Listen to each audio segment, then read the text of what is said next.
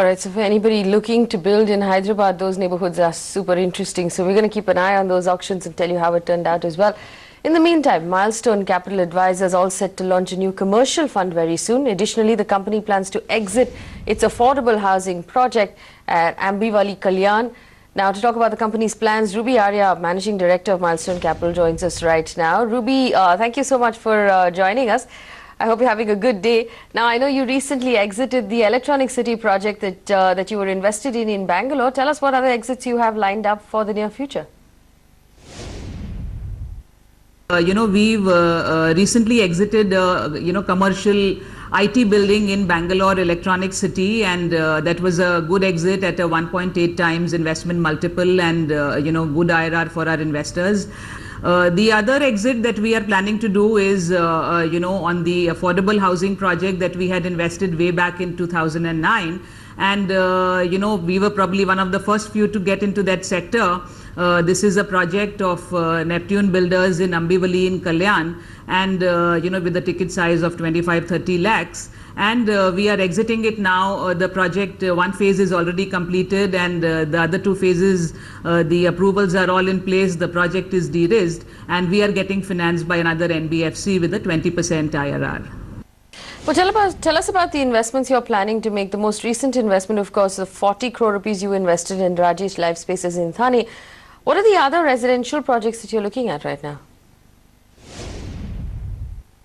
So we are evaluating three projects currently, one in Bangalore, which is a plotted development where we are getting into the land acquisition stage, along with the developer of, who's a group with a great repute, and these kind of projects, it's a short gestation project, very much in sync with, what our product investment thesis is. And we are expecting to make a 20% IRR, out of the plotted development, project that we are envisaging to do.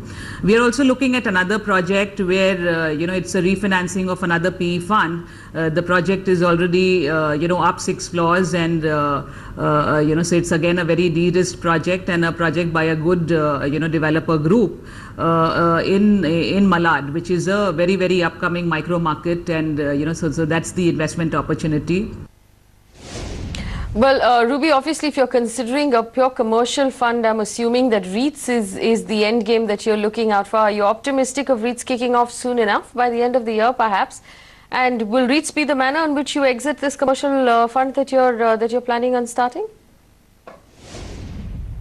We are planning to do a commercial fund, and and the idea is that now that REITs is a possibility, and by the time we have to exit that fund, we would ideally want to, one of the methods could be to list via REITs and to exit via REITs, or otherwise, you can do a platform exit to another platform or asset by asset exit. So all those options are available depending on how successful REITs is in India.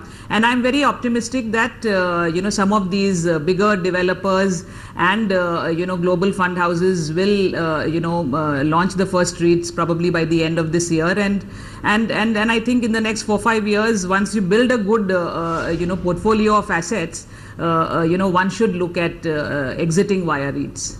All right, Ruby, many thanks for joining us on Magic Bricks Now and answering those questions. Ruby Arya there from Milestone Capital. Let's take a look at what else is making headlines around the world of real estate today.